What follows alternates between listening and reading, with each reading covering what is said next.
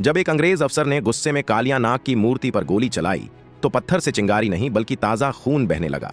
यह वही कालिया नाग है जो भगवान कृष्ण के एक वचन के कारण हमेशा के लिए पत्थर बन गया था। यह कहानी शुरू होती है गरुड़ और नागों की दुश्मनी से। पक्षीराज गरुड़ नागों को खा जाते थे। उनसे अपनी जान बचाने के लिए कालिया नाग पूरी दुनिया में छिपा, लेकिन गरुड़ हर जगह उसे ढूंढ लेते। तब कालिया नाग को पता चला कि यमुना नदी के एक हिस्से में सौभारी राशि ने गरुड़ को श्राप दिया हुआ है कि अगर गरुड़ यहाँ आए तो उनकी मृत्यु हो जाएगी। बस अपनी जान बचाने के लिए कालिया नाग अपने परिवार के साथ इसी यमुना नदी के कुंड में आकर छिप गया। लेकिन कालिया का विष इतना भयंकर था कि यमुना का पानी काला और जहरीला हो गया। उस पानी को पीकर गाय और पक्षी मरने लगे। जब नन्हे श्री कृष्ण ने यह देखा तो वे अपनी गेंद लाने के बहाने यमुना में कूद पड़े। नदी के अंदर श्री कृष्ण और कालिया नाग के बीच भयंकर युद्ध हुआ। अंत में भगवान ने कालिया के फनों के ऊपर चढ़कर नृत्य किया और उसका सारा घमंड तोड़ दिया।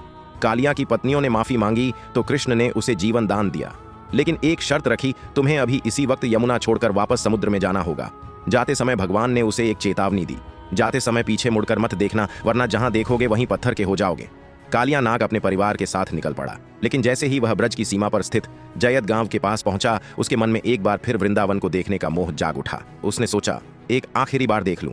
और जैसे ही उसने पीछे मुड़कर देखा, श्री कृष्ण के वचन अनुसार वह तुरंत वहीं पत्थर की मूर्ति में बदल गया। कहा जाता है कि उसकी पूंछ आज भी जयत गांव के जमीन के नीचे से लेकर वृंदावन तक फैली हुई है। सदियों बाद जब भारत में अंग्रेजों का राज्य आया तो उन्हें इस कहानी पर विश्वास नहीं हुआ। सच्चाई जानने के लिए एक अंग्रेज अफसर ने मूर्ति के आसपास खुदाई शुरू करवाई, लेकिन खुदाई का कोई अंत ही नहीं मिल रहा था। छल्लाहट और गुस्से में आकर उस अफसर ने अपनी बंदूक निकाली और कालिया नाग की पत्थर की मूर्ति पर गोली चला दी। तभी पत्थर के उस घाव से खून की धारा फूट पड़ी। यह चमत्कार देखकर अंग्रेजों की रूह कांप गई और वे वहां से दुम दबाकर भाग खड़े हुए। आज भी जैत गांव में वह मूर्ति मौजूद है।